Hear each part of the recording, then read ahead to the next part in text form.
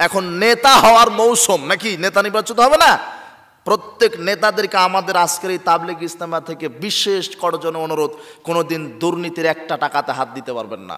রাজকোষ থেকে আসার একটা গম যেন চুরি না হয়, কথা বুঝতে পেরেছেন? ওটা জনগণের হক। জনগণকে রাতারাতি গিয়ে দাঁড়ে দাঁড়ে গিয়ে আপনি দিয়ে আসবেন, এটা আমাদের পক্ষ থেকে অনুরোধ, কথা বুঝতে পেরেছেন? ঠিক ঠিক দায়িত্ব পালন করবেন, আল্লাহ আপনাকে জান্নাতের মেহমান হিসাবে কবুল করুন, আল্লাহুম্মা আমিন। এই জন্য সফল আপনি তখনই হবেন যখন আপনার নেতৃত্ব হবে সঠিক, আর ব্যর্থ হবেন তখন যখন আপনার নেতৃত্ব হবে ব্যাঠিক।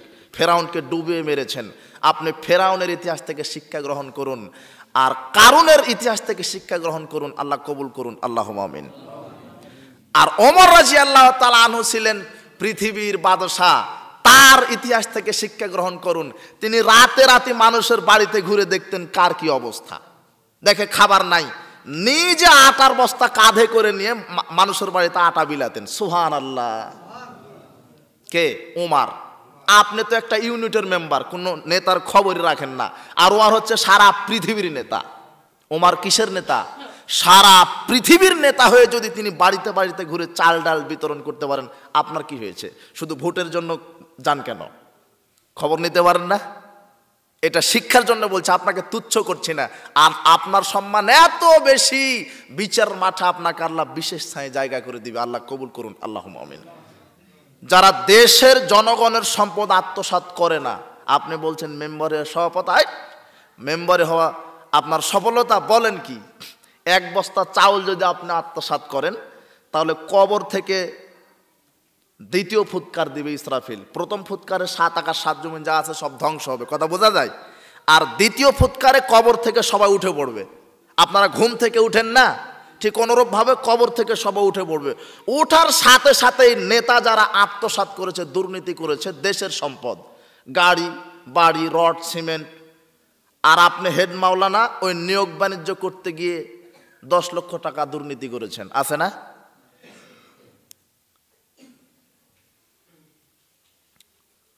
ইনকাম ট্যাক্স অফিস আছে আমাদের দেশে, আছে না?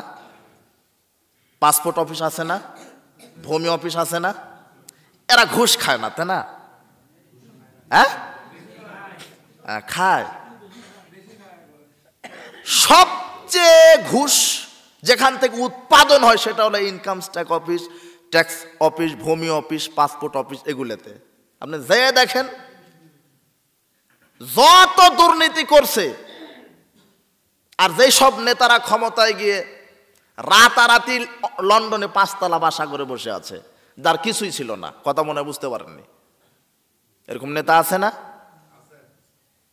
দুর্নীতি তার করতে করতে দুর্নীতির রেকর্ড ছাড়িয়ে গেছে। রাতারাতি অনেক মসজিদের সভাপতি আছে, মসজিদের ক্যাশ খেয়ে রাতারাতি বড় লোক, আছে না? এরকম আছে। যে যে আত্মসাৎ করেছে,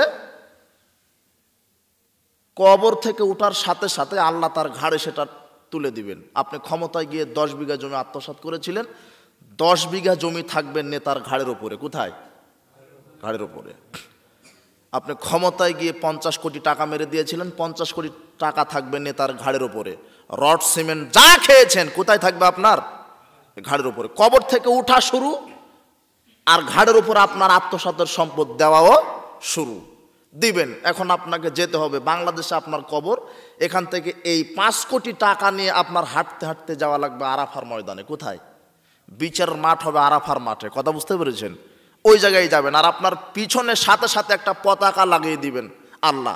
পতাকাতে লেখা থাকবে গাদ্দার। কি লেখা থাকবে?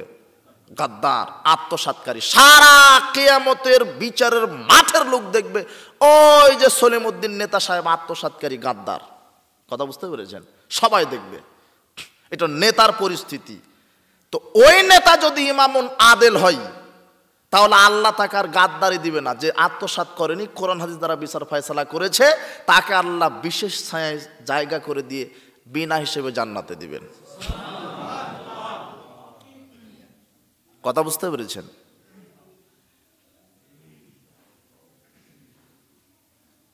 তো কিয়ামতের আলামতের মধ্যে রয়েছে কৃপণতা দেখা দিবে, যে মানুষ শুধু দুনিয়া নিয়ে ব্যস্ত, দুনিয়া নিয়ে ব্যস্ত। এই জন্যই বললাম যে আপনি যদি নেতা হওয়া সফলতা মনে করেন, নেতা হওয়া সফলতা নয়। কেননা ফেরাউন সফলতা অর্জন করতে পারে, নেতা হওয়া তখনই সফলতা যখন আপনার নেতৃত্ব বৈধ পদে ব্যয় করবেন। কথা বুঝতে পেরেছেন? যদি আপনি মনে করেন আমার মেম্বারই হচ্ছে পারে সফলতা, ক্ষমতায় যাব, চেয়ারম্যানে একেবারে দেখে নেব, ক্ষমতায় গিয়ে আমি রাষ্ট্রপতি হব, খুব নেতা মনে করেন সফলতা আমার, ওটা সফলতা নয়। তাহলে ফেরাউন আগেই সফল হতো। কথা বুঝতে পেরেছেন? আপনার মেম্বারি পদ 5 বছর থাকে, মন্ত্রীর পদ 5 বছর, আর ফেরাউন সারা পৃথিবীর রাষ্ট্রপ্রধান ছিল 400 বছর। কত বছর?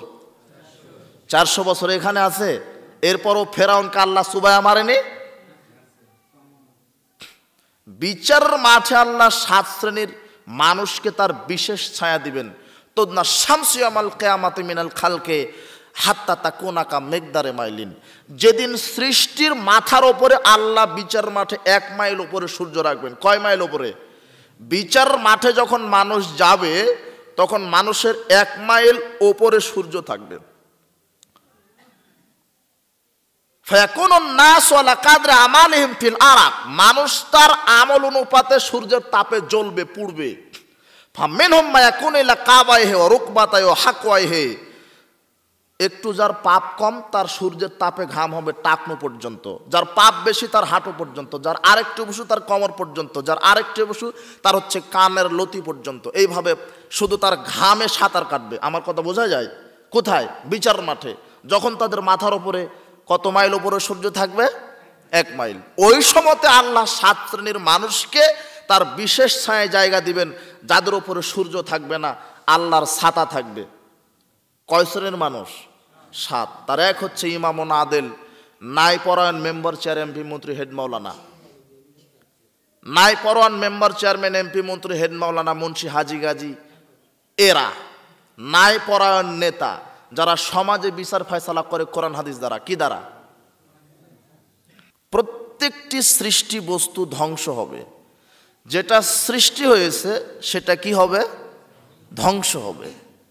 ওয়ায়াবকা ওয়াজহু রাব্বিকা যুল জালালি ওয়াল ইকরাম, শুধু একমাত্র অবশিষ্ট থাকবেন কে? আল্লাহ।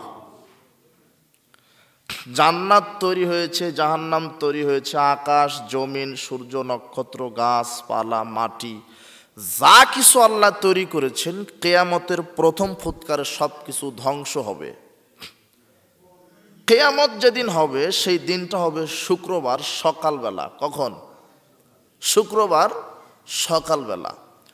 পৃথিবীতে যত প্রাণী রয়েছে মানুষ আর জিন ব্যতীত, সব প্রাণী শুভে সাদিক নিয়ে, শুভে সাদিক থেকে নিয়ে ভোর পর্যন্ত সবাই হাওমাও করে কান্নাকাটি করে যে আজকেই মনে হয় কিয়ামত হবে। কিন্তু মানুষ আর জিন জাতি কান্নাকাটি করে না। মানুষ আর জিন জাতি বুঝে না যে কিয়ামত কাকে বলে। তবে কিয়ামত একদিন হবেই। আল্লাহ বলছে আন্না সাআতা আতিয়াতুন লা রাইবা ফিহা, অবশ্যই সেই কিয়ামত আসবেই। ওয়ান্নাল্লাহা ইয়াবআসু মান ফিল কুবুর, আর অবশ্যই মানব জাতিকে, জিন জাতিকে কবর থেকে উঠিয়ে বিচারের মাঠে আমি একত্রিত করব। তবে যেই দিন কিয়ামত হবে, দুনিয়া আকাশ জমিন ধ্বংস হবে, তার পূর্বে কিছু কিছু আলামত প্রকাশিত হবে। আর সেই আলামতকেই বলা হচ্ছে কিয়ামতের আলামত, যেটা 2 ধরনের। কয় ধরনের? এক হচ্ছে ছোট ছোট আলামত, আর এক হচ্ছে বড় বড় আলামত। কাফেরেরা আমাদের নবীকে বলছিলেন ওয়ায়াকুলুনা মাতাহু, যে কিয়ামত কবে হবে? আপনি বলছেন কিয়ামত কিয়ামত, ওটা কবে হবে? আল্লাহ বলছেন কুল আসা আইয়াকুনা করিবা, মুহাম্মদ সাল্লাল্লাহু আলাইহি ওয়াসাল্লাম আপনি বলেন সেটা আসতে বেশি দেরি নাই। ইয়াসআলুকান নাস আনিস সা, মানুষ আপনাকে জিজ্ঞাসা করে কিয়ামত কবে হবে।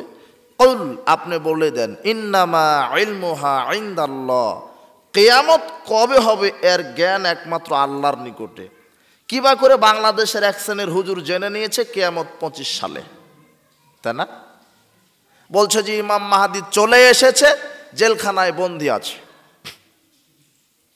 এই 25 সালেই কিয়ামত হবে।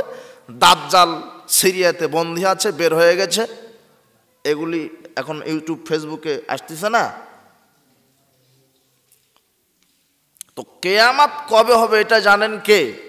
একমাত্র আল্লাহ। মুহাম্মদ সাল্লাল্লাহু আলাইহি ওয়াসাল্লাম এই বিষয়ে জানে না। যখন হবে, ঈসা আলাইহিস সালাম আসবেন, মাহাদি আসবেন, তখন এমনিতেই মানুষ বুঝতে পারবে।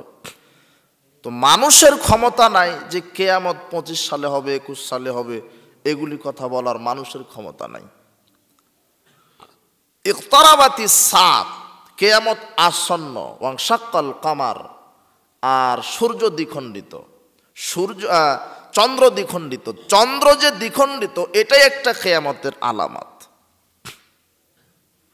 ইয়াসআলুনাকা আনিস সাআত, তারা আপনাকে জিজ্ঞাসা করে কিয়ামত আইয়ানা মুরসাহা, কিয়ামত কবে হবে। ফিমা আনতা মিন যিকরাহা, আল্লাহ বলছেন এর সাথে তোমার কি সম্পর্ক? মুহাম্মদকে বলছেন ইলা রাব্বিকা মুনতাহাহা, এর জ্ঞান তো তোমার প্রতিপালকের নিকটে। আল্লাহ বলছেন ওয়ামা ইউদরিকা, মুহাম্মদ তুমি কিভাবে জানবে কিয়ামত কবে হবে? তার মানে মুহাম্মদ সাল্লাল্লাহু আলাইহি ওয়াসাল্লামেরও জানা নাই কিয়ামত কবে হবে। লাআল্লাস সাআতা তাকুনু করিবা, সম্ভবত সেটা খুব নিকটে। খুব নিকটে বলেন যে দেশের অবস্থা, পৃথিবীর অবস্থা অরাজকতে অন্যায় অত্যাচারে ভরা, কিয়ামত আসতে বেশি দেরি নাই, কবে জানি কিয়ামত হয়, এভাবে বলতে পারেন, এভাবে বলা যায়।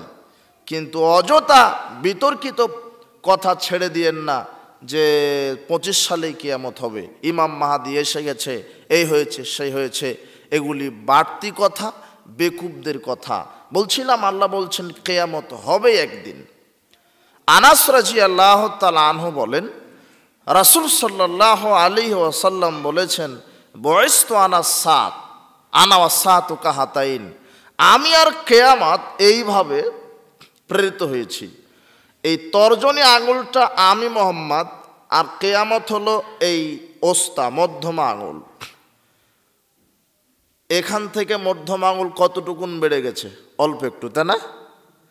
এটা হচ্ছে কিয়ামত, তার মানে খুবই নিকটে। এই নিকটে এতটুকুন যদি 1500 বছর হয়, তাহলে আরো কত কাল পড়ে আছে। কিয়ামত এর আলামত দুই ধরনের। কয় ধরনের বললাম? দুই। এক ছোট ছোট আলামত, আর এক হচ্ছে বড় বড় আলামত। ছোট ছোট আলামতগুলি আলোচনা করি, এরপরে বড় আলামত আলোচনা করব ইনশাআল্লাহ। আবু হুরায়রা রাদিয়াল্লাহু তাআলা আনহু বলেন রাসূল সাল্লাল্লাহু আলাইহি ওয়াসাল্লাম বলেছেন ইয়াতাকারাবু জামান, কিয়ামতের আলামত হচ্ছে সময় খাটো করে দিবেন আল্লাহ। আনাস রাদিয়াল্লাহু তাআলা আনহু বলছেন রাসূল সাল্লাল্লাহু আলাইহি ওয়াসাল্লাম বলেছেন লা তাকুমুস সাআত, কিয়ামত ততদিন পর্যন্ত হবে না হাত্তা তাকুনা সানাতু কাশহারে, যতদিন না একটি বছর 1 মাসের সমান না হবে। তার মানে আপনার কাছে একটা বছর কয় মাসের মতো হবে? 1 মাস সময়ের মতো। এখন তাই মনে হচ্ছে না কিছুটা? সপ্তাহ আসতে না আসতে সপ্তাহ শেষ হয়ে যাচ্ছে। রাসূল সাল্লাল্লাহু আলাইহি ওয়াসাল্লাম বলছেন কিয়ামত ততদিন পর্যন্ত হবে না যতদিন না মানুষের কাছে একটি বছর 1 মাসের সমান না হবে। ওয়াশাহরু কাল জুমআতে, 1 মাস 1 সপ্তাহের সমান মনে হবে। একটি মাস যাবে, আপনি মনে করবেন মনে হয় 1 সপ্তাহ গেল। ওয়াল জুমআতু তাকুনু কাল ইয়াউম, একটি সপ্তাহ আপনার কাছে একটা দিন মনে হবে। তাহলে সময়কে আল্লাহ কত খাটো করে দিবেন। কিয়ামতের এটাও একটা আলামত যে সময়কে আল্লাহ খাটো করে দিবেন। ওয়ায়ুকবাজুল ইলম, বিদ্যাকে আল্লাহ উঠিয়ে নেবেন। বিদ্যা মানুষের ভিতরে থাকবে না। অধিকাংশ মানুষই মূর্খ, জাহেল, বর্বর, একেবারেই কট্টর। অধিকাংশ মানুষ হবে মূর্খ, জাহেল। আপনি বলছেন অধিকাংশ মানুষ শিক্ষিত, সবাই মাস্টার ডিগ্রি পাস, এরা অশিক্ষিত, এরা জাহেল। দেখেন আপনার মাস্টার ডিগ্রি পাশের প্যান্ট টাকনুর নিচে আছে, কথা বুঝতে পেরেছেন? দেখেন আপনার মাস্টার ডিগ্রি পাশের লোক বিড়ি সিগারেট খায়, মাস্টার ডিগ্রি পাশের মহিলা উলঙ্গ পোশাক পরে ঘুরে। যেই বিদ্যা সুদকে হারাম করতে পারে না, যেই বিদ্যা জেনা থেকে মানুষকে বিরত রাখতে পারে না, যেই বিদ্যা মাদকতা থেকে ছেলে মেয়েকে বিরত রাখতে পারে না, যেই বিদ্যা একজন নারীকে পর্দা করতে পারে না, যেই বিদ্যা একজন নারীকে বেপর্দা থেকে ফিরাতে পারে না, যেই বিদ্যা একজন নেতাকে দুর্নীতি থেকে ফিরাতে পারে না, যেই বিদ্যা সমাজের কল্যাণমূলক কাজ করতে পারে না, ওর নাম বিদ্যাই নয়, ওর নাম জাহেলিয়াত। কথা বুঝতে পেরেছেন? ইকবাজুল ইলম, আল্লাহ বিদ্যাকে উঠিয়ে নেবেন। এখন আপনি বলছেন আমার ছেলে তো মাস্টার ডিগ্রি পাস ইংরেজিতে, কিন্তু সিগারেট বিড়ি খায়। কথা বুঝতে পেরেছেন? আপনি বলছেন আমার দাদু তো তাহাজ্জুদ পড়ে, সুদের সাথে লিংক আছে। কথা বুঝতে পেরেছেন? তার মানে ও প্রকৃত শিক্ষায় শিক্ষিত নয়, ও মূর্খ, ও জাহেল, ও অজ্ঞ। এটাই বলা হচ্ছে যে বিদ্যাকে উঠিয়ে নেওয়া হবে। আপনার গতিতে মনে হচ্ছে যে বিদ্যা বেশি হচ্ছে, কিন্তু না, বিদ্যা কমে যাচ্ছে। যেই বিদ্যা মানুষকে অন্যায় অশ্লীলতা থেকে বিরত রাখতে পারে না, তার নাম বিদ্যাই নয়। এজন্যই কিয়ামতের আরেকটি আলামত যে বিদ্যা উঠে যাবে আর মূর্খতা বর্ষণ হবে। অতাজহারুল ফিতনা, ফিতনা ফাসাদ বৃদ্ধি পাবে, ফিতনা ফাসাদ সমস্যা বৃদ্ধি পাবে। ওসামা বিন জায়েদ রাদিয়াল্লাহু তাআলা আনহু বলেন, আশরাফান নবী সাল্লাল্লাহু আলাইহি ওয়াসাল্লাম আতামিম মিন আতামিল মদিনা, মদিনার দোতলার উপরে মুহাম্মদ সাল্লাল্লাহু আলাইহি ওয়াসাল্লাম উঠে বলছেন, হাল তারাও না মারা সাহাবীগণ, আমি যেটা দেখতে পাচ্ছি তোমরা কি সেটা দেখতে পাচ্ছ? ক্বালু লা, সাহাবীগণ বলছেন না, আমরা দেখতে পাচ্ছি না। আমি লারাল ফেতান, আমি ফেতনা দেখতে পাচ্ছি। তাকাও খিলালা বুয়ুতিহিম কাওয়াকাল মাতার, আমি দেখতে পাচ্ছি যে তোমাদের বাড়িতে বৃষ্টির কণার মতো ফেতনা পতিত হচ্ছে। আপনার বাড়িতে, আপনার সমাজে, আপনার দেশে শুধু ফেতনার ফেতনা, মেয়েতে ফেতনা, ছেলেতে ফেতনা, স্ত্রীতে ফেতনা, সম্পদে ফেতনা, নিজের শারীরিক ফেতনা, সমস্যার সমস্যা, শুধু সমস্যার মধ্যে মানুষ পড়ে আছে। খবর নিয়ে দেখেন, কেউ সুখের মধ্যে নেই, প্রায় অশান্তিতে ভুগছে। ছেলেকে নিয়ে, মেয়েকে নিয়ে, পরিবার নিয়ে, কেস কাবারি নিয়ে বলছে যে আমার মরণ হচ্ছে না কেন, মরলেই ভালো। ফেতনার ফেতনা, বৃষ্টির কণার মতো ফেতনা পতিত হবে প্রত্যেকটা পরিবারে। এটা হচ্ছে কিয়ামতের আলামত। উল্কা সুহা, কৃপণতা দেখা দিবে, মানুষ আর দান করতে চাইবে না, মানুষ আর দান করতে চাইবে না। দোতলা দেওয়ার পরে রড আর এক তালা দেওয়ার জন্য খাড়া করে রাখবে। কথা বুঝতে পেরেছেন? এটা হচ্ছে কৃপণতা। আবু হুরায়রা রাদিয়াল্লাহু তাআলা আনহু বলেন, রাসূল সাল্লাল্লাহু আলাইহি ওয়াসাল্লাম বলেছেন, বাদিরু বিলাম আলে ফিতানান কাকিতাল লাইলিল মুসলিম, অন্ধকার রাত আসার পূর্বেই আমলে সলে করার জন্য প্রতিযোগিতা করো। অন্ধকার রাতের মতো ফিতনা আসার পূর্বেই তোমরা আমলে সলে করার জন্য প্রতিযোগিতা করো। ইসবিহুর রাজুলু মুমিনান, মানুষ সকাল করবে মুমিন অবস্থায়, ইউমসি কাফেরান, আর সন্ধ্যায় কাফের হয়ে যাবে। এমন একটা পরিস্থিতি আসবে যে মানুষ সকালে থাকবে মুমিন, সন্ধ্যায় হয়ে যাবে কাফের। ইউমসি মুমিনান, সন্ধ্যায় থাকবে মুমিন, ইসবিহু মুমিনান, ইসবিহু কাফেরান, আর সকালে হবে কাফের। ইয়াবিউ দীনাহু বিআরাজিম মিনাদ দুনিয়া, তারা এই দুনিয়ার বিনিময়ে দিন ইসলামকে বিক্রি করে দিবে। ফজরের সালাত হবে, জোহরের সালাত হবে, বলবে সালাত পরে, আগে কাজ। আগে কি? আগে দুনিয়া, পরে সালাত, সময় আছে। এই কেবল যুবক আমি দাঁড়ি পাকেইনি। কথা বুঝতে পেরেছেন? ও কাজে ব্যস্ত, শুধু দুনিয়ার দুনিয়া। এই যে দেখেন, দুনিয়ার বিনিময়ে ইসলামকে সে কি করে দিল? বিক্রি করে দিল। কথা নয়, বুঝতে পারেননি? দুনিয়ার বিনিময়ে মানুষ দিন ইসলামকে বিক্রি করে দিবে। বলবে যে এখন থাক, এখন কেবলমাত্র আমি যুবক, ইসলামের কাজ পরে করব, এখন দুনিয়ায় কিছু উপার্জন করে নি। এটা হচ্ছে কৃপণতায় ধরবে। যখন মানুষ ইসলাম থেকে দূরে সরে যাবে আর দুনিয়াকে প্রাধান্য দিবে, এটা হচ্ছে কিয়ামতের আলামত। প্রায় এখন দুনিয়া নিয়ে ব্যস্ত সবাই, মানুষ এখন দুনিয়ার দুনিয়া। কিভাবে দুনিয়াতে অর্থ সম্পদ, টাকা পয়সা, ব্যাংক ব্যালেন্স, গাড়ি বাড়ি হয়, এটাই মানুষের মনে হয় যে সফলতা। আই শোনেন, সফলতা ওটার নাম নয়। তাহলে কারণ আপনার আগে সফল হয়ে বসে থাকতো। কারণের এত সম্পদ, কোরআন মাজিদে আল্লাহ বলছেন তার একদল মোটা তাজা লোক লাগতো ইন্ডাস্ট্রির চাবি বহন করতে। বাংলাদেশের সবচেয়ে বড় ইন্ডাস্ট্রির মালিক যিনি, তার একদল লোকের প্রয়োজন হয় না, তার নিজেই সে বহন করতে পারে। কথা বুঝতে পেরেছেন? সে যত বড়ই ব্যবসায়িক হোক, তার একদল লোকের চাবির প্রয়োজন থাকে না। কিন্তু কারণের এত ইন্ডাস্ট্রি, কলকারখানা, ব্যাংক ব্যালেন্স ছিল, যে তার শুধু তালার চাবি বহন করতে লাগতো একদল লোকের মানুষ। তাহলে তার কত সম্পদ ছিল, কথা বুঝতে পেরেছেন? এত সম্পদ থাকার পরও কারণ সফল হতে পেরেছে? কথা না বুঝতে পারেননি। আল্লাহ ওকে ডুবিয়ে চুবিয়ে মাঠের নিচে পুঁতে দিয়েছেন। তার কওমের লোকেরা বলছেন আল্লাহ আপনাকে এত কোটি লক্ষ কোটি টাকা সম্পদ দিয়েছে, গাড়ি বাড়ি দিয়েছে, কিছু আল্লাহ রাস্তায় দান করেন। তখন কারণ বলছে এগুলো আমি নিজের ক্ষমতাতে উপার্জন করেছি, আল্লাহ রাস্তায় দান করব না। বলা শেষ, আল্লাহ তার ব্যাংক ব্যালেন্স ইন্ডাস্ট্রিয়াল মাঠের নিচে পুঁতে দেওয়াও শুরু। কথা বুঝতে পেরেছেন? তাহলে কারণ সফলতা অর্জন করতে পারেনি।